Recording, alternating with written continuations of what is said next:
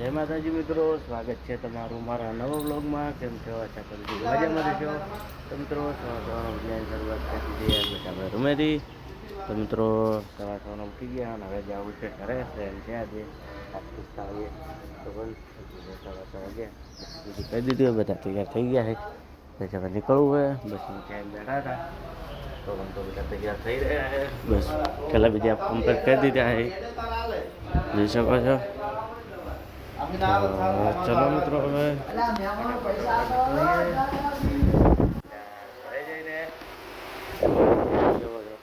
બહુ યાદ આવશે.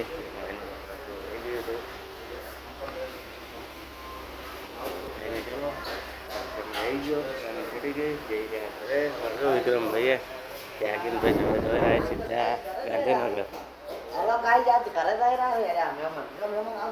આવજો સર. તો ચલો મિત્રો હવે ઘરે જઈને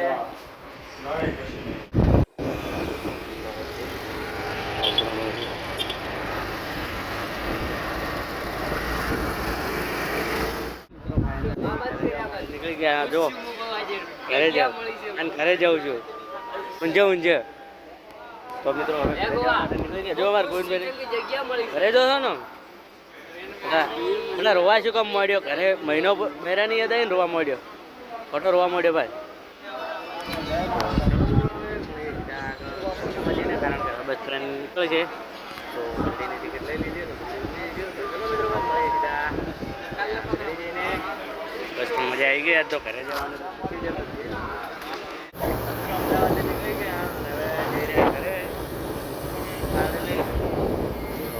મિત્રો. હવે મળીએ સીધા ઘરે જઈને. અહીંયા જો રેલવે ફાટકનું કામકાજ પણ ચાલુ જ છે. મિત્રો જો અહીંયા તો વાદળા આવ્યા, વરસાદ લગભગ આવી જશે. હવે તો ઠીક, નહીં તો કંઈ નહીં. ચલો મિત્રો મળીએ થોડા સમય પછી.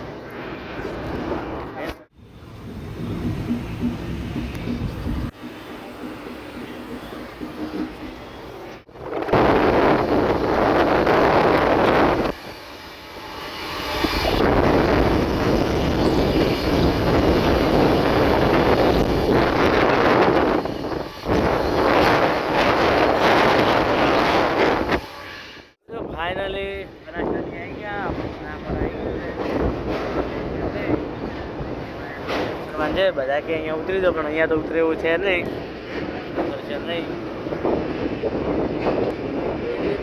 રે બજારો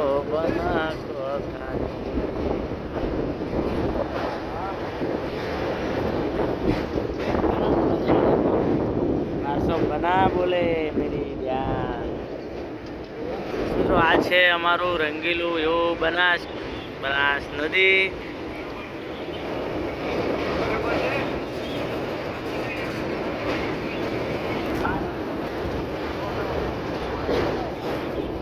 ઘરે આવી ગયો, ચિંતા ના કરતા, અમે નીકળી ગયા છીએ.